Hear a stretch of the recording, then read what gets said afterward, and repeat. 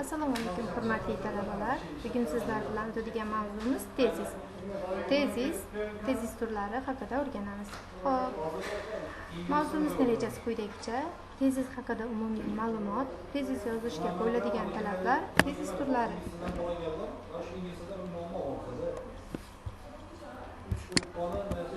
Xo'p, mavzuni yuzasidan oldin topshiriq berib o'tamiz. Xo'p, birinchi topshiriqda siz so'zlar berilgan, tushirib qoldirilgan harflar o'rniga mosni qo'yishingiz kerak. Deylik, bo'g'iz o'ndoshi h va chuqurtoq o'ndoshi h kabilardan mosni to'g'ri tartibda joylab chiqishingiz kerak bo'ladi.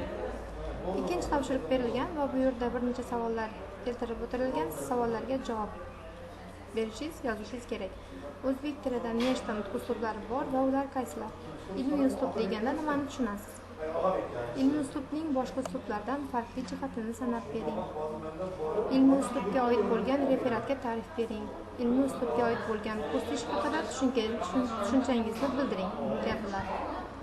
Ko'p ilmiy uslub, sof ilmiy uslub, ilmiy ommabop uslub. Sof ilmiy uslub bu ma'lum soha vakillarigina tushunarli maxsus terminlar ishlatiladigan uslub sanaladi. Ilmiy ommabop uslub bo'lsa ki jamoatchilikka tushunarli bo'lgan terminlarga izoh beriladi va obrazlilikdan foydalanadi. Ilmiy ommabop uslubni sof ilmiy uslubdan farqi bunda obrazlilik degan tushuncha mavjud. Ilmiy uslubning o'ziga xos xususiyatlari aniqlik, logik izchillik, qisqalik, tushunarlilik, terminlardan foydalanish kabilar. Tezis qadimgi yunoncha qoida, isbot degan ma'noda ifodalar. Birinchi ma'nosi keng ma'noda bahsda yoki biror nazariyani bayon qilishda aytilgan har qanday fikr. Tor ma'noda esa asosiy fikr, ya'ni prinsip degan. Xo'p, ikkinchidan mantiqda isbot qilishni talab etuvchi fikr, mulohaza. Tezis ilmiy maqola yoki konferensiyalar uchun taqdim qilinadigan ilmiy ma'ruzaning qisqa asosiy mazmunini aks ettirilgan ilmiy ish turi bo'lib, uning hajmi annotatsiyadan kattaroq, biroq ilmiy maqoladan kichik bo'ladi. Taxminan 1 betdan 3-4 betgacha bo'lishi mumkin. Xo'p, tezislar odatda nashr va konferensiya talablariga asosida bir nechta tillarda beriladi.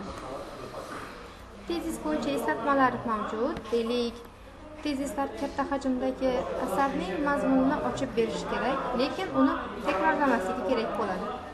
Tezislarda hech qanday hissiy baho bo'lmasligi kerak. Ular quruq, ilmiy uslubda, ammo tushunarli tarzda yozilishi kerak. Va yana bir talabi, tezis qisqa bo'lishi kerak, lekin u keng va chuqur fikrni ifodalashi kerak bo'ladi. Konferensiyalar uchun yoziladigan tezislar quyidagi tartibda yoziladi.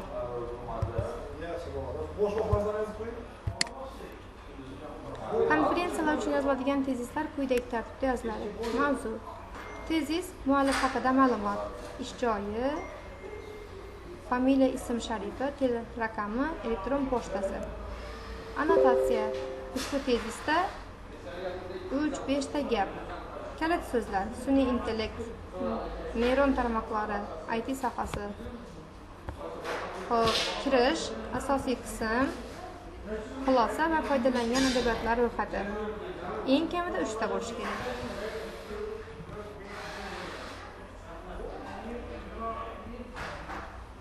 Xo'p, quyidagi monitorda, ekranda e'tibor bersangiz, crossword berilgan. Xo'p, sharti nuqtalar o'rniga mos so'zni qo'ying. Mazmuniy va struktural tugallikka ega bo'lgan yirik sintaktik struktura. Supersintaktik butunlik nima? Makromatnning eng kichik birligi nima? Aktual so'zining ma'nosi. Quyidagi janrlardan qaysi birida reja tuzilmaydi? Publitsistika so'zi qaysi tilda olingan va qanday ma'noni bildiradi? Atamalar faqat o'z ma'nosida qo'llanib, tub mohiyati ochib beriladigan uslub qaysi? Kurs ishining qaysi qismida mavzuning dolzarbligi, maqsad va vazifalari belgilab olinadi? So'zlash uslubining qaysi turida shevaga xos so'zlar, chetdan kelgan so'zlar va noodatiy qatlamga oid so'zlardan foydalanilmaydi? Nutqning qanday shakllari bor? Nutq ko'rinishlaridan biri bu. Reportaj qaysi uslubda yoziladi? Matnning lingvistik tahlili nomli kitob muallifi kim? Xo'p, ekranda esa boyagi yuqorida ko'rsatib o'tilgan crosswordning javob varianti. Oldin ishlab, keyin o'zingiz tekshirib olishingiz mumkin. Xo'p, uyga vazifa tezis mavzuni konspekt qilish, IT sohasiga oid ixtiyoriy bir mavzuni tanlab, tezis yozib kelish. Xo'p, yozgan tezislaringizni saytga joylaysiz va ular tekshirib beriladi. Xo'p, mavzu yuzasidan foydalanilgan adabiyotlar ro'yxati berilgan. Bugungi mavzu uchun diqqat e'tiboringiz uchun kattakon rahmat. Sog' salomat bo'linglar.